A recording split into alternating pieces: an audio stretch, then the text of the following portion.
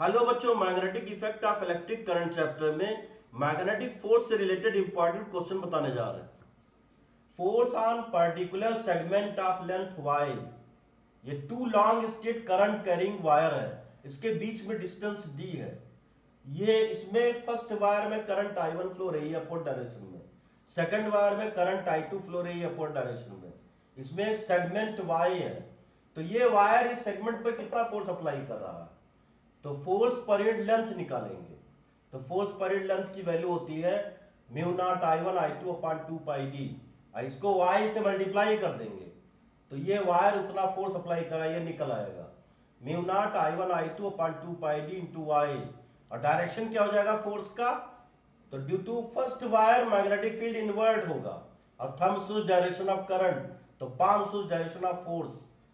Next question, find the value of H so that A part wire AB is in equilibrium.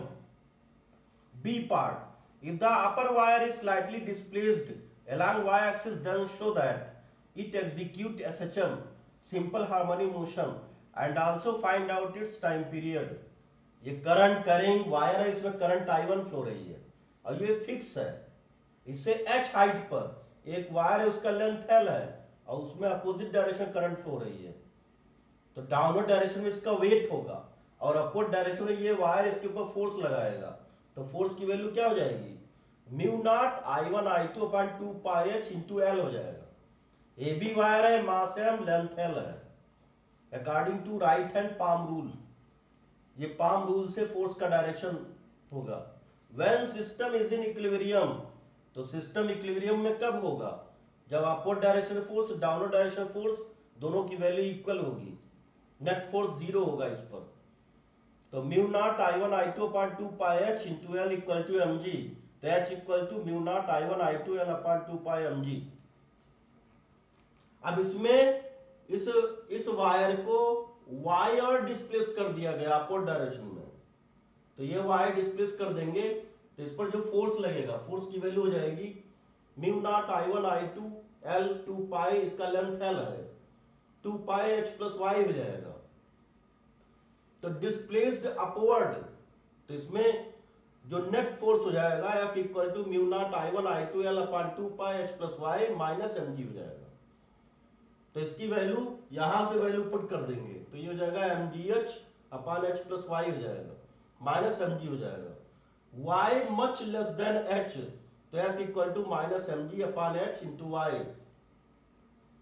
इसको compare कर देंगे F equal to minus K Y से, ये होता है SHM के लिए कंडीशन, तो k equal to mg by h हो जाएगा।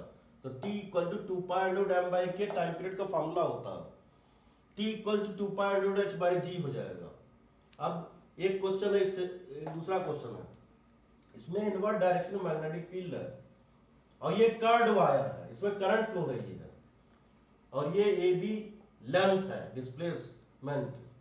तो इसमें फोर्स, ये कितना फोर्स एक्सपीरियंस कर रहा है, ए बी कितना फोर्स एक्सपीरियंस कर रहा है, तो ये ए बी, ये डिस्प्लेसमेंट, इसकी वैल्यू हो जाएगी, ये आर है, ये आर है, तो इसकी वैल्यू हो जाएगी रूट 2 आर हो जाएगी।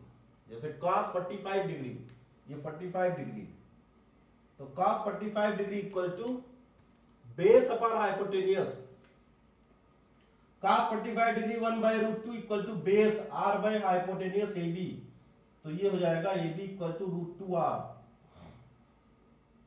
ये इसको इसमें कन्वर्ट कर लेंगे तो ये हो जाएगा रूट 2 आर। तो इसमें फोर्स की वैल्यू हो जाएगी इनवर्ट मैग्नेटिक फील्ड, ये करंट सोर्स डायरेक्शन, ये तो पाम सोर्स फोर्स, फोर्स की वैल्यू हो जाएगी F equal to B I और sine theta, B I root 2 R sine 90 degree, तो root 2 B I R. Thank you.